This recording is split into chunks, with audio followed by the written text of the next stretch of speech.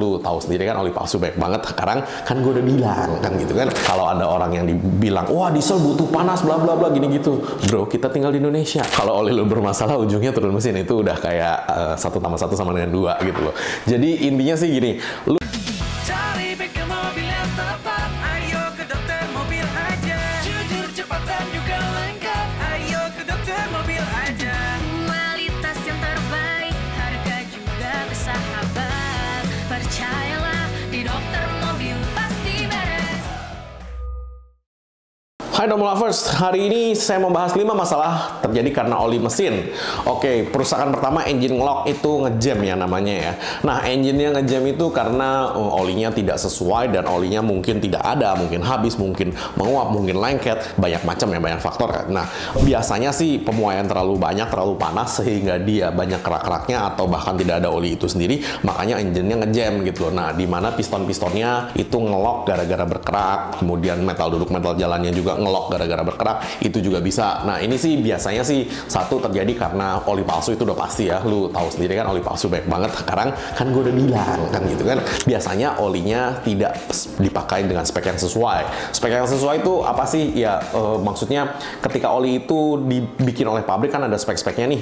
Karena lu mau eksperimen, lu beli yang tidak sesuai spek, itu juga bisa. Yang ketiga, penguapan terlalu tinggi. Penguapan terlalu tinggi faktornya banyak ya. Bisa jadi olinya memang kurang bagus, bisa jadi mobil lu kepanasan. Kepanasan itu belum berarti overheat ya. Overheat kan udah pasti ngejam.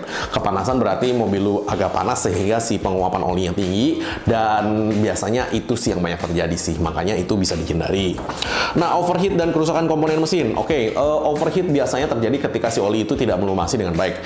Mau tidak mau, si oli itu juga menjadi sarana untuk mengeluarkan panas nih, atau heat dissipation. Karena kalau misalkan olinya itu bagus, dia itu akan membantu mendinginkan si engine juga secara tidak langsung. Makanya ada juga yang namanya oil cooler kan gitu kan.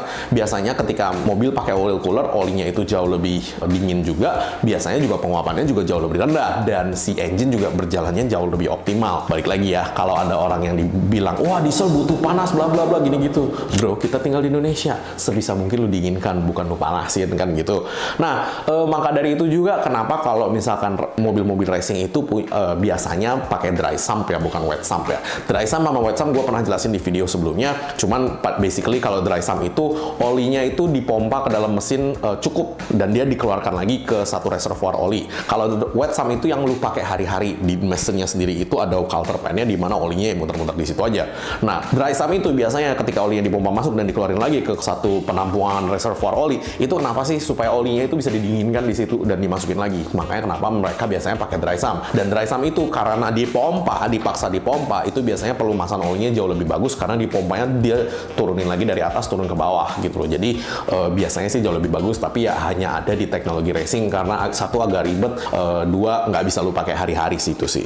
Yang ketiga, klep mesin rusak. Oke, klep mesin rusak dan silinder liner lecet-lecet itu adalah akibat dari oli lu berkerak. Nah, beberapa waktu lalu ada kasus di mana setelah ketika mobil itu berkerak masuk, kita tune up alias kita carbon cleaningnya di silinder head, itu biasanya karbon-karbon yang di silindernya itu ketika hilang, biasanya sih dia bisa ngebul putih nih. Karena kenapa?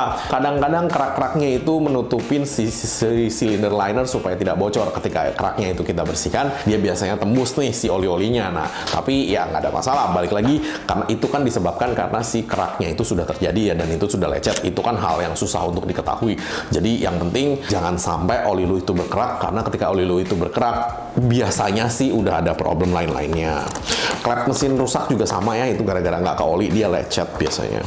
4. Boros BBM. Oke, si oli bikin boros BBM iya karena misalnya nih ketika kompresi lu tidak sesuai, biasanya tenaga lu drop. Nah, ketika tenaga lu drop, ya lu sebagai yang nyetir biasanya injek gas lebih dalam, itu yang bikin boros. Nah, mesin jebol dan turun mesin itu sudah ya gue nggak usah kasih tahu lagi lah ya. Kalau oli lu bermasalah, ujungnya turun mesin, itu udah kayak 1+1 sama dengan 2 gitu loh. Jadi intinya sih gini, lu beli oli, belilah di tempat yang lu percaya ya kan.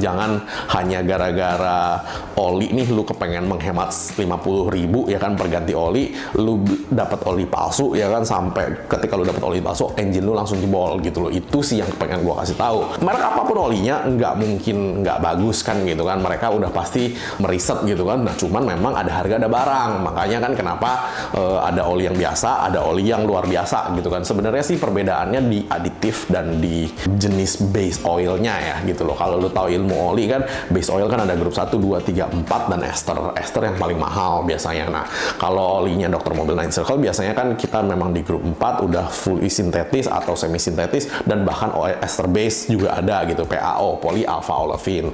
Nah oli-oli ini biasanya kalau memang harganya mahal, biasanya sih kilometernya juga jauh lebih panjang, dan aditif yang ada di dalam oli atau kandungan yang ada di dalam oli juga biasanya jauh lebih banyak daripada oli yang biasa gitu loh. Yang penting jangan lu isi minyak goreng.